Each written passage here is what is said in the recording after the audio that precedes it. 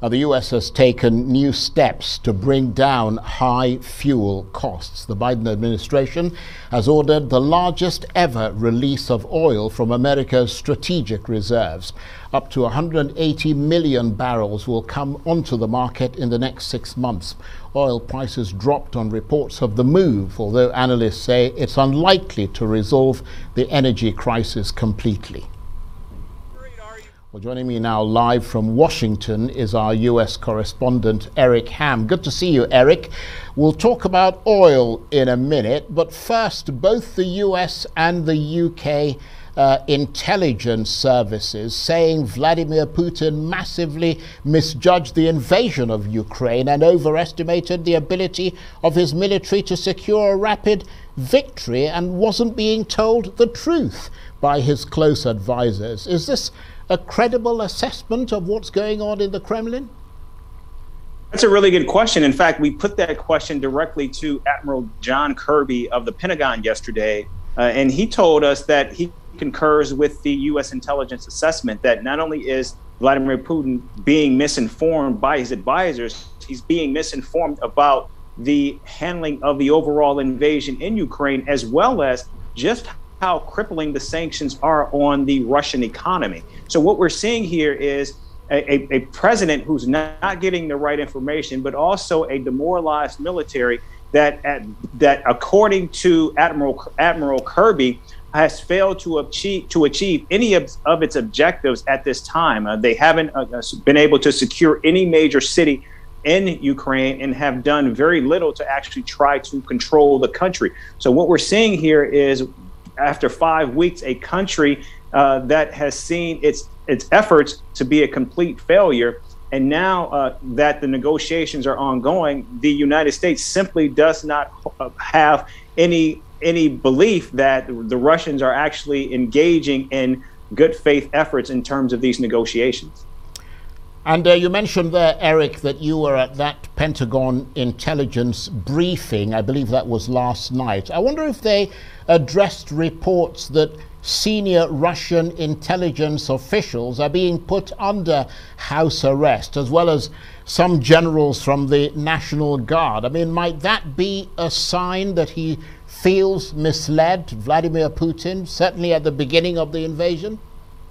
You know, that's a really good question, because what we also heard from Admiral Kirby is that the chain of command is not one that involves a lot of people. In fact, we're told that if there is a problem on the front lines, it's the generals that actually have to go to the front lines to figure out what is going on. That is why we're seeing so many generals that are either being killed or captured, because right now there just isn't a lot in terms of the manpower or the chain of command between the frontline soldiers as well and the generals. And so what we're seeing here is NATO estimates believe that there were between 7,000 and 15,000 Russian soldiers already that have been captured or killed. And while we're learning so much about the generals themselves, we also received information, and this was a few days ago, that the United States has not been able to identify any central command for Russia that is actually overseeing this ground invasion right now. And so it doesn't appear that there is a lot of people who are actually at the top who are actually overseeing what's taking place. And that's perhaps another reason why we're seeing so much failure and so much ineptitude in the Russian efforts to try to overtake Kyiv. Now, Eric, let's talk oil and what's being called a wartime bridge put forward by President Biden, announcing a record release for American strategic oil reserves. Tell us more. Yeah, in fact, the president is going to announce in about 7 or 8 minutes that the United States is going to release the largest amount of oil from the U.S. reserves in history, which amounts to about 1 million barrels of oil per day over the next 6 months. So they're thinking about 180 million barrels. The United States currently has about 515 million barrels of oil right now. The reserves can actually hold approximately 714 million barrels. But that's still a drop in the bucket when you consider that the United States consumes nearly 20 million barrels of oil per day. As you mentioned already, on the news of this release, oil prices did come down.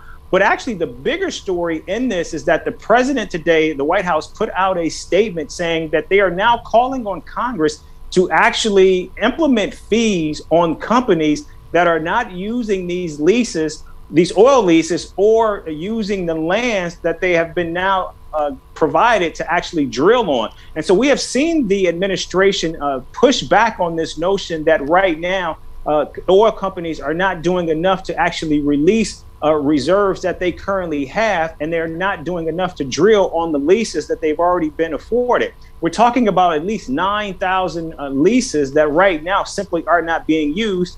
And one of the key talking points against what we're seeing from the White House is that even though the White House has not allowed more leases to occur, what they're saying is the companies are not using the leases that they already have, which again amounts to about 9,000. And so what we're seeing here is the president putting pressure on Congress to do more to go after companies to actually ramp up production. And that's going to be, I think, a big issue that we're going to see play out domestically in the United States. And briefly, Eric, the reason Mr. Biden is doing this is to ease the pain that Americans are experiencing at the petrol pump, a sort of wartime bridge. Is that right? That's absolutely correct. Already the United States is experiencing record inflation right now with the rise of oil prices. This is something that the president sees as catastrophic, not only to his chances of keeping control of both the House and Senate, but it's also creating greater pain in the pocketbooks for many Americans. Eric, as always, thank you ever so much. Eric Ham is Arise U.S. correspondent, and he was talking to me there from Washington.